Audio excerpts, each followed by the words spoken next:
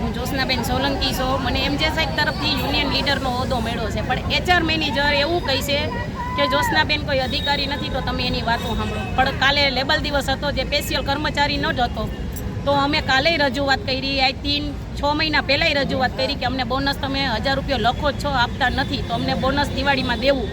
તો કોઈ વસ્તુનો અમને જવાબ કંપની કે HR મેનેજર ભાવનાબેન નથી દેતા. અને કોઈ કર્મચારીનો વાક ન હોય તો HR મેનેજર ભાવનાબેન હાલતા બધાને 500 રૂપિયાનો મેમો આપે છે અને 500 રૂપિયા પગારમાંથી કાપવામાં આવે છે. અમે 10,000માં કેટલીક વસ્તુ કાપી લેવી અમારે, તો અમારે કરવું શું? 1.5 વર્ષનું PF નાખ્યું નથી, કટકે ને બટકે PF કંપની નાખે છે, પણ સામેથી તો આવતું નથી, તો અમારે કઈ રીતના PF લેવાનું? એટલે અમે તો અમારી માંગ પૂરી કરે, બાકી અમે કર્મચારી તો સિવિલની સેવા કરવા આવ્યા છીએ, તો સેવા તો કરવાના જ છીએ. જય હિન્દ, જય ભારત. નર્સિંગ સ્ટાફ છે એની 2 દિવસની નાઇટ હોય અને 2 દિવસની રજા હોય. અમારા કર્મચારી 8 દિવસની નાઇટ કરે છે અને 1 જ રજા મળે છે. તો અમારો મુદ્દો એ છે કે અમને 4 દિવસની આખા સિવિલમાં જે કોઈ વોર્ડમાં નાઇટ આવે ને એને 4 દિવસની આપે.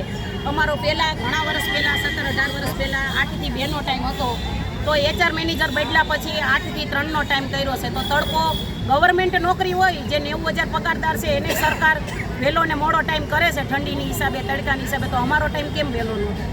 એટલે અમારા ટાઈમની અને અમારો પગાર ગરીબ માણસને લોનો લીધી હોય, કોઈને ગાડીના હપ્તા જતા હોય, છોકરાની સ્કૂલની ફી જતી હોય, તો પગાર અમારો 1 થી 5માં કરી દેવો.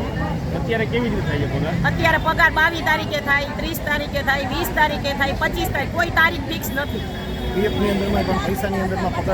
અને અમારા પૈસા જે મળતા હતા PMJYના, એ પૈસા વર્ષ દિવસથી દેવાનું બનશે. ભાવનાબેન HR મેનેજર બદલા પછી અમારી ઘણી વસ્તુ બનશે. અમારા OPD વાળાને નાઇટ કરવાની ન આવે, તોય OPD વાળા સ્ટાફની પાસે નાઇટ કરાવે, OPD વાળા સ્ટાફ પાસે ડિલિવરમાં નાઇટ કરાવે. જેને નાઇટ કરવાની જ નથી આવતી, જે વોર્ડમાં ફિક્સ હોય એને નાઇટ કરવાની હોય, એ છતાંય